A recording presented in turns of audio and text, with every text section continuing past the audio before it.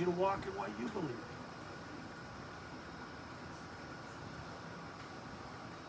That's being established in present truth. And I will say this, there's nobody here in this ministry at all who doesn't have some kind of active walk going on in their belief. You wouldn't be here if you didn't. And I'll tell you this, if you have an inclination from time to time to come to a meeting and you start making excuses why now maybe I won't go, or you have kind of a feeling inside you don't want to go, you need to kick that out. That's right. You need to realize some little demon That's right. the size of your fingertip is controlling your miserable life. That's what you need to start. So go downtown and look for the most wretched, little, weak drug addict that you can find that you despise even looking at. Go downtown and look at him and say, please lead my life. Ask him to lead your life. Because that's what you're doing when you're yielding to these thoughts that come from these street people, demons, that have absolutely no authority, no power, no integrity. They don't even have a brain. They don't. That's something to think about. Yeah. Demons don't have brains. They're all acting out the will of the devil.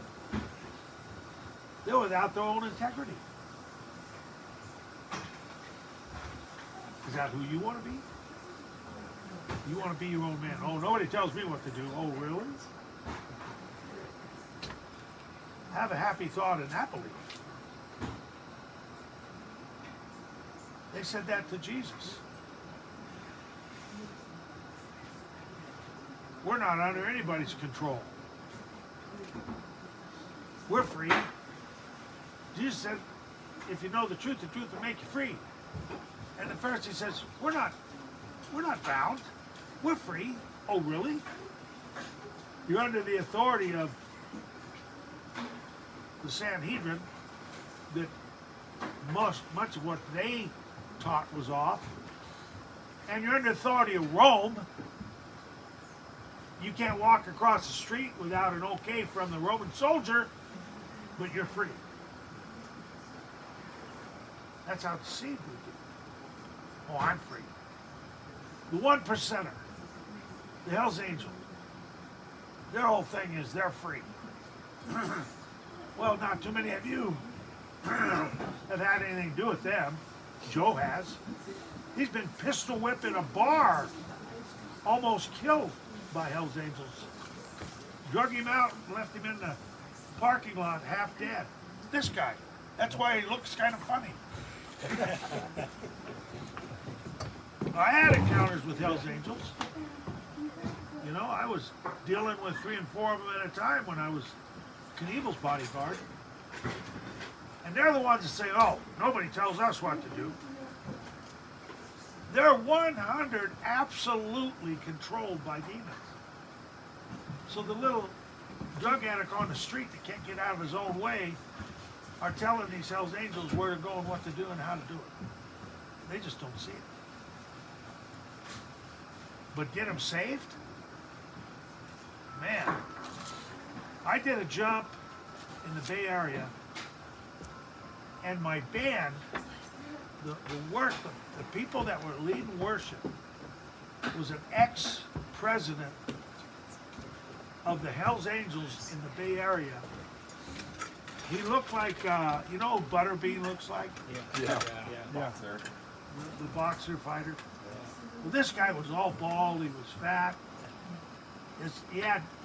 His scalp looked like a football. Both ankles had been broken. I mean, the guy was a walking travesty. but he had the love of Jesus in his heart. Yes. And him and his little group led worship. When I jumped before about 800 people in the rain, I jumped in the rain that day. Hell's Angels. I went from fighting the Hell's Angels with Knievel to worshiping God and evangelizing with them years later in the Bay Area. How's that happen? Only God could do that. These guys loved me. They thought, and you know what? Hell's Angels hate anybody who rides a Honda. Right. Exactly. If you don't ride a Harley, they hate you. Yeah. They'll pee on you. They'll spit at you. They'll curse you. They don't want nothing to do with you. You're not even considered a biker unless you have a Harley. I mean, it's so funny. Get them saved? Watch out. Katie bar the door. Because these guys become fearless for Jesus. What kind of man are you? What are you afraid of? Well, I'm not afraid of very much, Brother Solomon. Really? When's the last time you shared Jesus with somebody who was trying to make you their friend, who was just raunchy and rank? Well, you know, I didn't think it was right time. Really? When the devil gets in your face, it's the right time. You know, Buddy, our Buddy dog, was an Anatolian Shepherd, and they're used over in Turkey to guard the flock from wolves. If you've never seen a wolf pack take out animals, dogs, you really ought to go online and see how that works. They are absolutely vicious and they work together. You know, coyotes are drug addicts. They're just fearful of everything. And they don't really work in packs. Wolves work in packs and they're not afraid of much. But these Anatolians, they put collars with spikes on these Anatolians. So the wolves can't, you know, go after their neck. And these Anatolians, even in South Africa, they use them to keep lions off of the property where they have the cows. I don't know if you know that. Anatolians, they use that. These dogs are vicious. And Buddy was not a user-friendly dog for this property. Because if he didn't know you, you weren't allowed to come close. And we got all kinds of stories, but the thing is, he would lie at my feet almost every night, and then he started sleeping with the guys, and with Dylan. So he had, which is very odd because he had me as a master, he had Dylan as a master, and he had Cece. Cece, above all of us, could mess with this dog like nobody. Because she is, when he's a little puppy, she'd put him up here and he'd snuggle in under her hair and find a place of comfort. Well, she became Mama. That Cece could mess with him. He'd never growl at her. He'd walk around. She'd chase him around my office and try to, you know, give him a pill or something. He didn't want nothing to do with it. But eventually he submitted. Well, Mama says I have to do this. But I'll tell you what. We had this guy come, Ed Beckley, who you all know, came to do a show here in Billings, and he brought this woman, older, kind of rough, real rough woman with him to help him with the tickets and all of that stuff. We didn't know this, but she raised wolves. So he's in my office with Buddy. Now, Buddy didn't really care for Ed, but he left him alone. Because Ed had dogs, so I mean, Buddy recognized that there was something about him that was close to kinship. Not really there, but So Ed's sitting in my office with this woman. And Buddy comes in, and I notice he's starting to circle this woman. Circle my coffee table. And I knew something was up, but before I could get up, he attacked her. And took a piece of her jacket away. And we jumped up and said, hey, Buddy, get out of here. And he listened, he left. Come to find out, she raised wolves. That's his primary enemy, is wolves.